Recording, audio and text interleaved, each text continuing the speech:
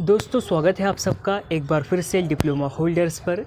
आज के इस वीडियो में हम बात करने वाले हैं मैकॉन लिमिटेड की तरफ से वैकेंसी आई हुई है।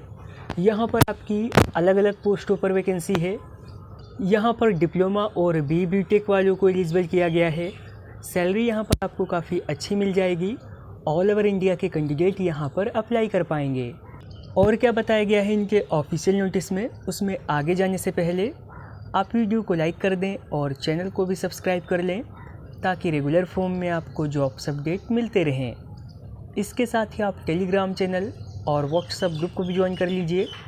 लिंक आपको वीडियो के डिस्क्रिप्शन में मिल जाएगा। हम हैं इनके ऑफिशियल नोटिस पर। नोटिस आपका मैकॉन लिमिटेड की तरफ से 15 जून को निकाला गया है। यहाँ पर आप लोग एडवर्टीजमेंट नंबर देख सकते हैं। ये संस्था आपकी मिनिस्ट्री ऑफ स्टील में आती है और गवर्नमेंट ऑफ इंडिया का इंटरप्राइजेज है। तो यहाँ पर आपकी लगभग 170 अलग अलग पोस्टों पर वैकेंसी रहने वाली है, जहाँ पर डिप्लोमा और बीटेक वाले एलिजिबल रहेंगे। वीडियो यहाँ पर बड़ी हो सकती है। बात कर लेते हैं आपके एलिजिबिलिटी क्राइटेरिया के बारे में। तो पहली वैकेंसी यहाँ पर आपकी रहने वाली है डिप्टी इंजीनियर सिविल के लिए।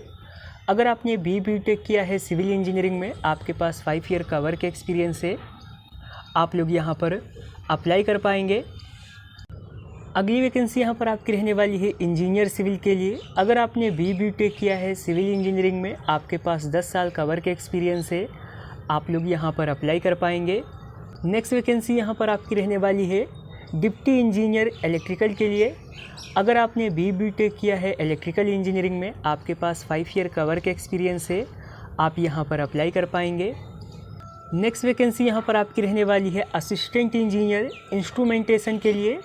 अगर आपने बीटेक किया है इंस्ट्रूमेंटेशन इंजीनियरिंग में, आपके पास 2 साल का वर्क एक्सपीरियंस है, आप यहाँ पर अप्लाई कर पाएंगे। नेक्स्ट वैकेंसी यहाँ पर आपकी रहने वाली है असिस्टेंट इंजीनियर मैकेनिकल के लिए। टोटल यहाँ पर आपकी 4 पोस्टों पर वैकेंसी रहेगी। अगर आपने बीटेक किया है मैकेनिकल इंजीनियरिंग में, आपके पास 2 साल का वर्क एक्सपीरियंस है, आप यहाँ पर अप्लाई कर पाएंगे। नेक्स्ट वैकेंसी यहाँ पर आपकी रहने वाली है जूनियर इंजीनियर डिज़ाइन के लिए। अगर आपने बीटेक किया है सिविल या फिर मैकेनिकल इंजीनियरिंग में, आपके पास 1 साल का वर्क एक्सपीरियंस है, आप यहाँ पर अप्लाई कर पाएंगे।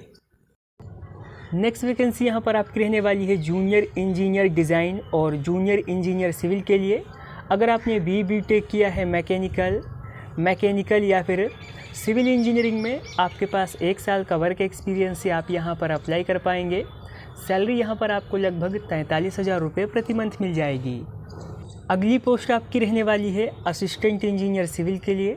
अगर आपने बीटेक किया है सिविल इंजीनियरिंग में, आपके पास 2 साल का वर्क एक्सपीरियंस है, आप यहाँ पर अप्लाई कर पाएंगे। नेक्स्ट वैकेंसी यहाँ पर आपकी रहने वाली है डिप्टी इंजीनियर स्ट्रक्चरल के लिए। अगर आपने बीटेक किया है सिविल इंजीनियरिंग में या फिर मैकेनिकल इंजीनियरिंग में, आपके पास 5 ईयर का वर्क एक्सपीरियंस है, आप यहाँ पर अप्लाई कर पाएंगे। अगली वैकेंसी यहाँ पर आपकी रहने वाली है डिप्टी इंजीनियर आईटी सर्विस और जूनियर इंजीनियर आईटी के लिए। क्वालिफ़िकेशन में आपको बताया है, अगर आपने बीटेक किया है computer science, electronic and communication या फिर इंस्ट्रूमेंटेशन इंजीनियरिंग में, या फिर आपने बीटेक किया है computer science, electronic and communication, electronic and instrumentation या फिर आईटी में, या फिर आपने ग्रेजुएशन की है रिलेवेंट डिसिप्लिन में, आपके पास 5 ईयर का, 9 ईयर का या फिर 1 ईयर का वर्क एक्सपीरियंस से आप लोग यहाँ पर अप्लाई कर पाएंगे। अगली पोस्ट यहाँ पर आपकी रहने वाली है डिप्टी इंजीनियर मैकेनिकल के लिए। अगर आपने बीटेक किया है मैकेनिकल या फिर प्रोडक्शन इंजीनियरिंग में, आपके पास 5 ईयर का वर्क एक्सपीरियंस है, आप यहाँ पर अप्लाई कर पाएंगे।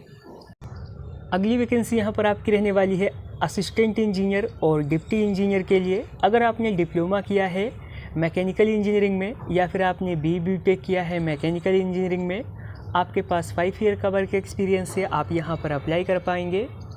नेक्स्ट वैकेंसी भी यहाँ पर आपकी रहने वाली है असिस्टेंट इंजीनियर के लिए।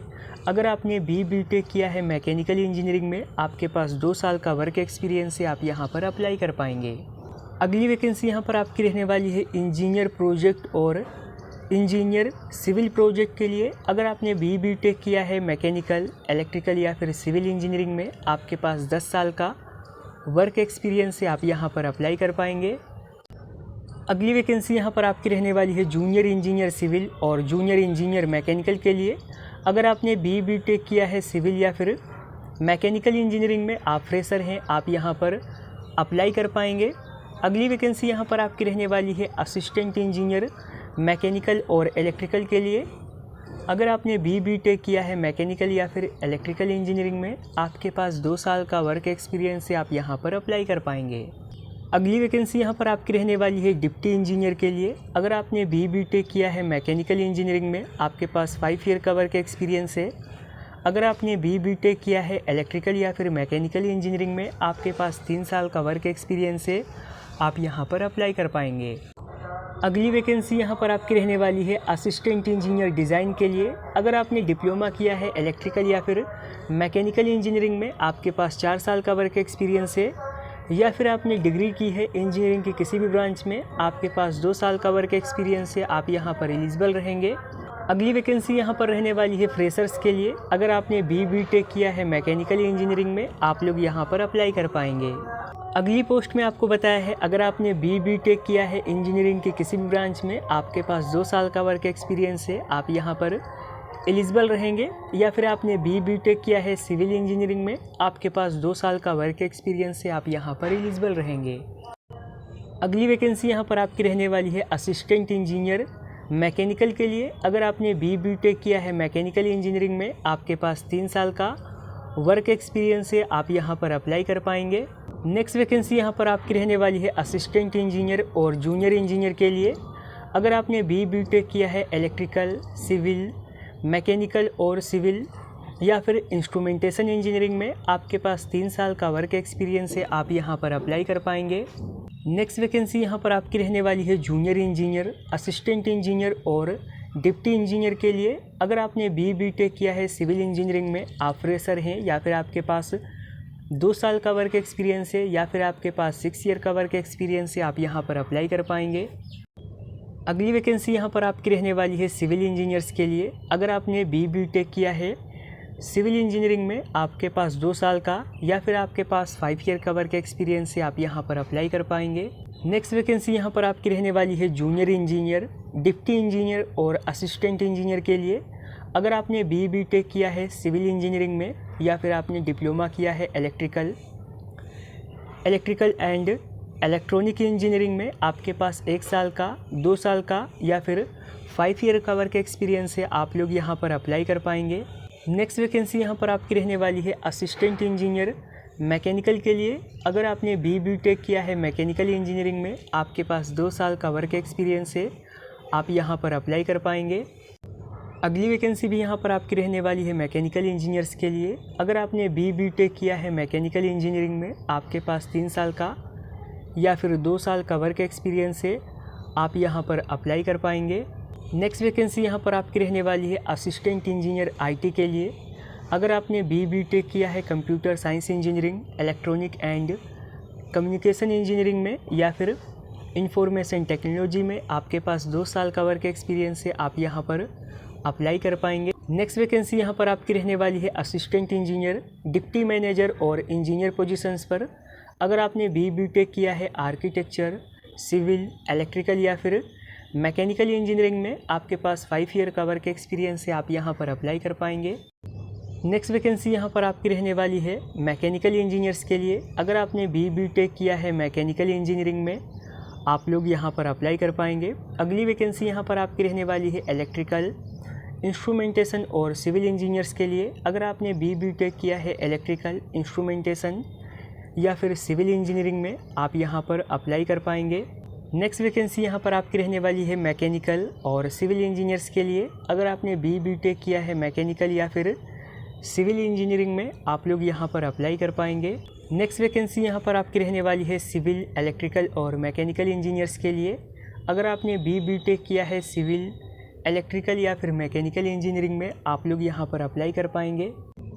नेक्स्ट वैकेंसी यहाँ पर आपकी रहने वाली है सिविल, मैकेनिकल इंजीनियर्स के लिए। अगर आपने बी टेक किया है सिविल या फिर मैकेनिकल इंजीनियरिंग में, आप लोग यहाँ पर अप्लाई कर पाएंगे। नेक्स्ट वैकेंसी यहाँ पर आपकी रहने वाली है मैकेनिकल इंजीनियर्स के लिए अगर आपने BE/BTech किया है मैकेनिकल इंजीनियरिंग में, आप लोग यहाँ पर अप्लाई कर पाएंगे।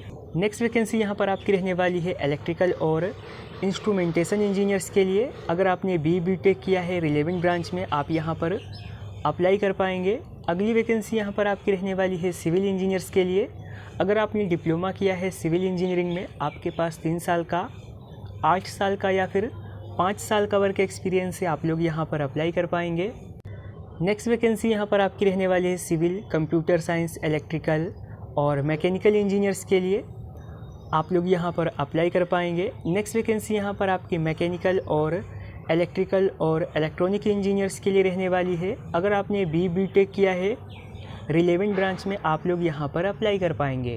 तो जिन भी दोस्तों ने हमारे BE/BTech या फिर डिप्लोमा किया है रिलेवेंट ब्रांच में, आप फ्रेशर हैं, आप इन पोस्टों के लिए इंटरेस्टेड होते हैं, एलिजिबल होते हैं, आप लोग यहाँ पर अप्लाई कर पाएंगे। बात कर लेते हैं आपकी एप्लीकेशन फ़ी के बारे में। अगर आप UR, OBC या फिर EWS कैटेगरी में आते हैं तो एप्लीकेशन फ़ीस यहाँ पर आपको 500 रुपये देनी है।